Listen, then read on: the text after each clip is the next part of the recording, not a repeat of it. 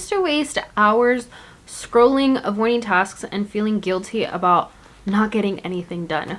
If you ever felt like you're just in this endless loop of just delaying tasks and just feeding yourself these dopamine hit activities, then I'm going to share with you the exact formula that got me from being a chronic procrastinator to being someone who is on their way to accomplishing their goals. I always left everything at the last minute back in college and barely even passed my classes. Thankfully, I graduated and I'm out of that. But now stepping into the real world and having a real career, there is no chance for you to procrastinate or to delay. I mean, you can, but then you're just putting your job at risk, right? So there wasn't a chance for me to do what I've done before. And also being in this field that I'm in has made me reevaluate what I truly want in life. I'm happy at my job, but I'm not excited to wake up every single morning and do what I do. I want to have more than just what I have right now. Made it my mission to go from procrastinating to being someone who's disciplined enough to be super productive and get 10 times more done in a day than the average person. And I want to share with you how I was able to get myself from point A to point B and what you need to start today to get started on that. So I'm going to share with you my schedule. I'm going to share with you the tricks, the strategies that helped me get there. But before we begin, if you guys are new here, my name is Geraldine and I make videos all about goal setting, productivity, and procrastination. So if that's the type of content you love to consume, then don't forget to subscribe to this channel if you haven't already. Also, click the notification bell so you do know when I do upload, and follow me on all my social media. I am at Geraldine Silva. Also, please consider joining my accountability membership group called the Committed Collective, where we are a collective of females who want to accomplish our goals this year, who do procrastinate. We are a collective of females who don't have the support system in place to be able to accomplish our goals.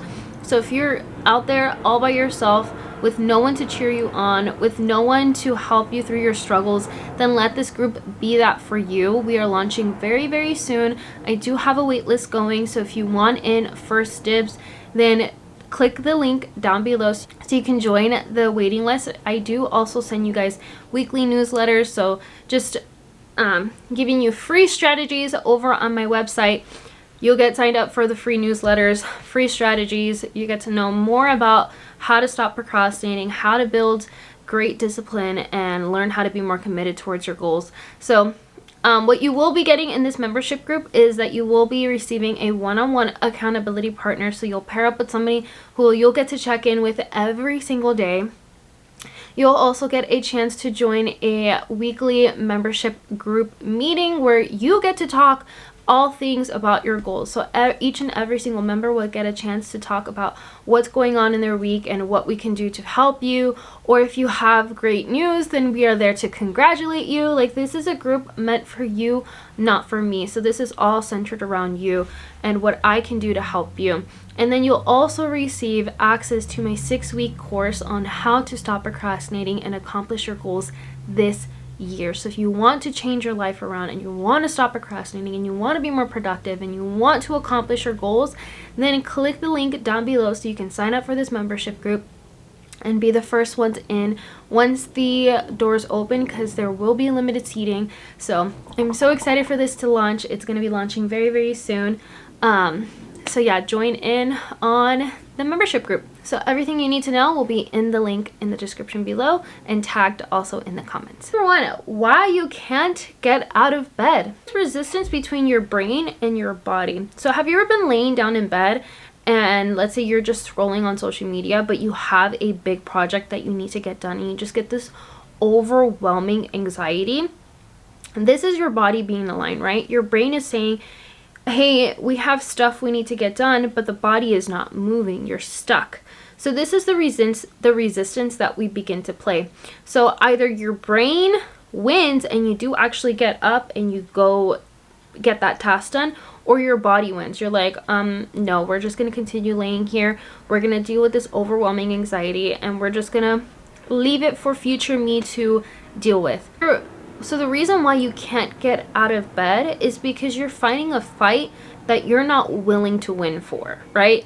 Because it feels so much more better to be laying down, to be scrolling, to be entertained, rather than getting up and going and doing that hard task, whether it's studying for a test or working on your business or going out and doing Uber Eats for a couple hours so you can pay off your debt, whatever it is. You're allowing the body to win every single time, even though you know what is the better choice. So how can you get out of bed, right? What are the methods that you can do to get out of bed?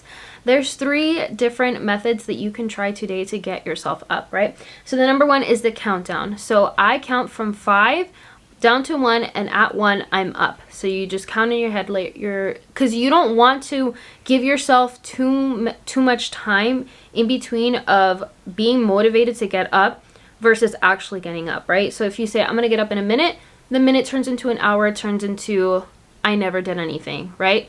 But if you say I'm gonna get up in 5 seconds, that's a good amount of time to get your brain to prepare your body to get up. So you count from 5, 5, 4, 3, 2, 1, and you're up. This takes a lot of mental strength. You gotta be in the right headspace to get yourself up, because this may or may not work. But counting down from 5, you're not allowing too much time between when you're motivated to get up versus when your body when you just end up giving up. Method number 2 is to slowly adjust. Sometimes just bringing into action is what's allowing us to delay actually getting started, right? So maybe slowly adjusting your body into action, right? Getting out of bed. Maybe it's not to go ahead and start studying. Maybe it's not going from the bed to studying. Maybe it's getting up and going and getting yourself a glass of water. Something to get your body moving, right? Something to get your body flowing. Slowly adjusting and acclimating to the fact that you just stood up, to the fact that you're no longer scrolling, okay? This is, again, still in the prepping your body to sit down and do work, or to go out and do work. So slowly adjusting to the real world and getting stuff done is something that could help you get out of bed. And the last method to getting yourself out of bed is to have accountability, right?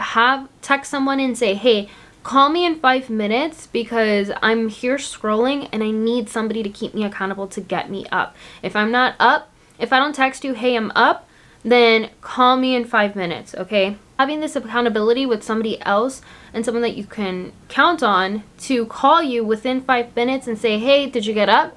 And you actually getting up.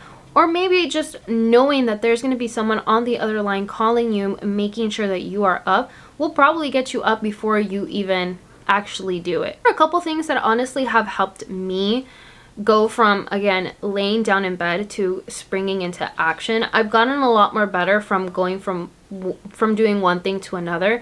But when I first started this was such a hard task. Just getting myself up from bed, just getting myself up from rest was such the most difficult task there was in the day, because I was a chronic procrastinator, because I never wanted to actually get anything done. But once you get into the rhythm of this, once you practice this enough, then the process of you going from bed to work is just going to get a lot more easier, because then you'll know exactly how to switch that mindset on of like, okay, now I get time to rest. Now I can just, scroll on social media for however long I want to. And then when you're like, okay, I need to get to work, you know exactly how to turn that switch on and you get right into work.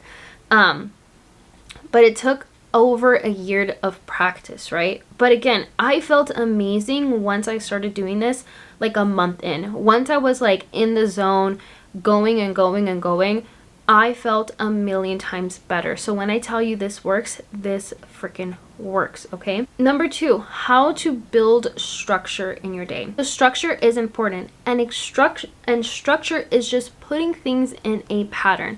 For example, if I were to give you a sequence of red, blue, red, blue, red, you can 100% guarantee yourself of what I'm going to say next, right? Because that is the pattern. Red, blue, red, blue, red, blue. So you can expect what the next answer is going to be. And 9 out of 10 times, or 10 out of 10 times, guess it right every single time. However, if I give you the pattern of red, blue, orange, green, red, orange, blue, brown, burgundy, then the pattern is all over the place, and it's going to be so much more harder for you to guess what I'm going to say next and possibly getting it wrong. That is what structure is in a day, right?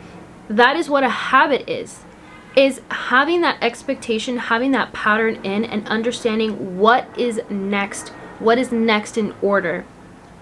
So when you are building your blocks of your day, when you are setting your day up, you want to make it as effortless as red, blue, red, blue, red, blue. Because if you make things too hard for yourself, that is when you're going to procrastinate it more. So why does structure matter, right? Why does this matter? So it is important for you to know that pattern of your everyday routine so that you can stick to your habits. When you stick to the same actions every single day, it lessens that decision fatigue that you have to make. It's just another task on your list of, okay, what am I going to do today? Okay, what am I going to do today? And most likely you are going to procrastinate that. So again, we want to structure our day, and we want to make the same actions at the same time every single day, so your body knows exactly what it needs to do at that moment. Just imagine you working at a job for years, okay? You know how to clock in, you know how to do the job, and you can almost do it without even having to think about it twice. You can zone out and do your work all at the same time because you've been doing it for so long and because it's become automatic. That is how we want to structure our day, where it becomes so automatic that you don't have to think about it twice on what needs to be done. So I'm going to show you my structure on my day. What I do to make my life a million times easier is I simply write out every single routine that I have, right? So I have my morning routine, I have my nighttime routine, I have my scripting routine for my filming routine, and my editing routine. So I make it so simple and so easy for me. Now, how many things should you have in your morning routine? How many things should you have in your nighttime routine, right? Or any other routine that you have? How many habits do you have? So this goes into step number 3, right? We're going to plan the day before. We're going to plan the day before. So if whatever day you're watching this today, we're gonna get started on you planning for tomorrow, whatever day that is, okay? Today is Sunday, so tomorrow is gonna be Monday, but I've already planned for Monday. I've already planned for this week, okay? So like I said, there are 3 important routines that you should have, right? If you're thinking, what routine should I have? These are the 3 routines that someone should have. It is your morning routine, your nighttime routine, and whatever goal you are after. So your goal routine, okay? My goal routine is to become a full-time content creator. That's why I have my filming, my scripting. Morning routine is necessary because it provides the tone of the day. When you start off on the right foot, then it seeps into the rest of the day. If you eat McDonald's, let's say at breakfast time, right? Then during lunchtime you go out and you have pizza. What's the likelihood of you still wanting to go to the gym even though you ate like crap the entire day? It's not very high.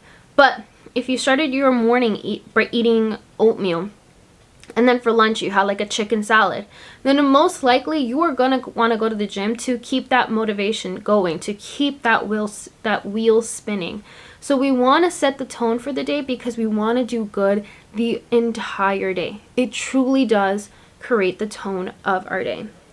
You want to have a nighttime routine because you want to put your body at rest. You want to have that point in the day where you're like, okay, it is time now. It's time for me to start telling my body that it's time for rest time. Like, being burnt out is such a real thing. So telling your body like it's time, like we're gonna start slowing things down. And your nighttime routine should be smooth sailing. It should not be just work until you hit the pillow and then you're done. No, the goal you are after needs to have a routine as well. You need to have a routine as well. You need to know what you're doing. You need to know what actions you need to take in order to achieve the goal, right? So we'll get into this. So my rules for any routine is to have only 3. I know it is so enticing to want to have the perfect morning routine. As like, if you were to look at anybody's YouTube video, if you were to look up a YouTube video, you're gonna see thousands of videos of people kind of doing the same type of routine, right? They wake up, they go for a walk, they read, they journal. My rules for a morning routine is to pick only 3 habits, right? To pick only 3 things. I know it's so enticing to have a bajillion things to do in the mornings, but when you are a chronic procrastinator, if you have a bajillion things you need to do in the morning, you're just gonna end up procrastinating all, and you're not gonna want to do anything, right? If you look up any YouTube videos online, you're gonna see a list of things of what people do, right? They meditate, they go for a run, they shower, they read and journal and this and that, they have tea, they have coffee, they have breakfast. Like, it's overwhelming. Overwhelming on how much they do in one day. And the thing is, I know this video is how to get more done in a day than the average person. I meant it as I get more done towards my goal in one day than the average person, right? Because if I want to become a YouTube content creator, me meditating, journaling, and going for a run and doing God knows what else is not going to help me achieve that goal.